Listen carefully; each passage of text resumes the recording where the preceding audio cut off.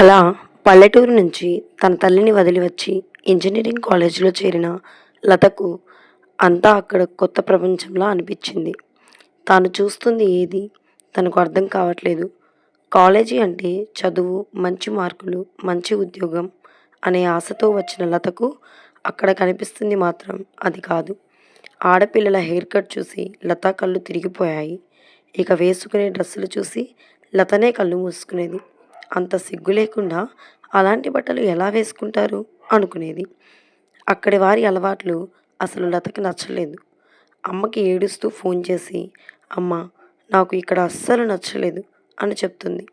అప్పుడు లత వాళ్ళ అమ్మ, అమ్మ, నీకు మన జీవితాల గురించి తెలియంది కాదు. మీ నాన్న నన్ను పెట్టిన బాధలన్నీ చూశావు. ఇప్పుడు మీ నాన్నకి బాగాలేక మంచాన పడ్డాడు. ఇంత కష్టపడి ఇంతవరకు చదువుకొని సొంతగా సీట్ తెచ్చుకున్నావు. కష్టపడి ఈ 4 ఏళ్ళు చదువుకుంటే నీ కాళ్ళ మీద నువ్వు నిలబడే స్థాయికి వస్తావు. నాకప్పుడు ఏ దిగులు ఉండదమ్మా.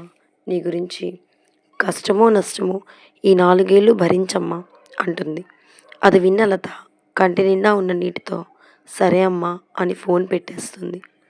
ఆ తర్వాత లత హాస్టల్కి వెళ్ళి రెస్ట్ తీసుకుంటుంది. అలా ఏడుస్తూ కళ్ళు మూసుకున్న లత మళ్ళీ కళ్ళు తెరిచింది. తర్వాత రోజు 7 గంటలకి త్వరగా లేచి చకచకా కాలేజ్కి రెడీ అవుతుంది. కానీ తనతో ఒక్కరు కూడా మాట్లాడడానికి దగ్గరికి రావట్లేదు. ఒకప్పుడు గలగలా మాట్లాడుతూ ఊరంతా కలివిడిగా తిరిగే లతకు ఇప్పుడు ఒక్క బంధువు, ఒక్క స్నేహం కూడా లేకుండా పోయింది. లత గుండె బరువు చేసుకొని రెడీ అయ్యి కాలేజ్కి వెళ్ళింది. కాలేజ్లో మొదటి పీరియడ్ మ్యాథ్స్ క్లాస్. అందరూ సిటీ నుంచి వచ్చిన పిల్లలే కావడం వల్ల ఎవరికి వాళ్ళు గ్రూపులు కట్టుకున్నారు. ఎవరి స్నేహితులతో వాళ్ళు సంతోషంగా మాట్లాడుకుంటున్నారు. లతకి ఎప్పుడు మొదటి బెంచ్లో కూర్చోవాలంటే చాలా ఇష్టం. కానీ అక్కడి వారు ఆమెను అసహ్యించుకొని వెనక బెంచ్కి తోసివేశారు. అయినా మౌనంగానే లత ఉండిపోయింది.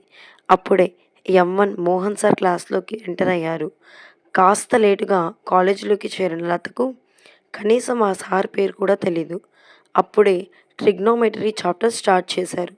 ఒకవైపు సార్ క్లాస్ చెప్తుంటే వెనక అమ్మాయిలు అబ్బాయిలు గోల. సార్ బోర్డు పైన ఒక ప్రశ్న రాసి దానికి జవాబు కోసం అడిగాడు. క్లాస్ మొత్తం నిశ్శబ్దమైంది.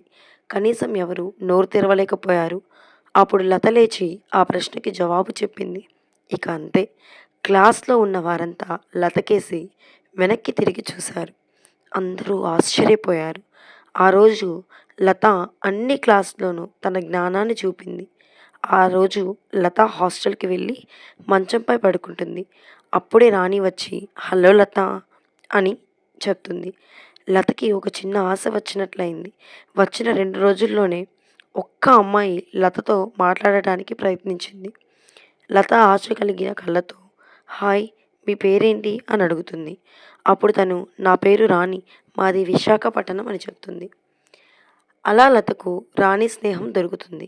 అంతేకాదు, హాస్టల్లో తన రూమ్లో ఉన్నవాళ్ళు తన క్లాస్మేట్స్ కావడంతో అందరూ తన జ్ఞానం చూసి ఫ్రెండ్షిప్ చేశారు.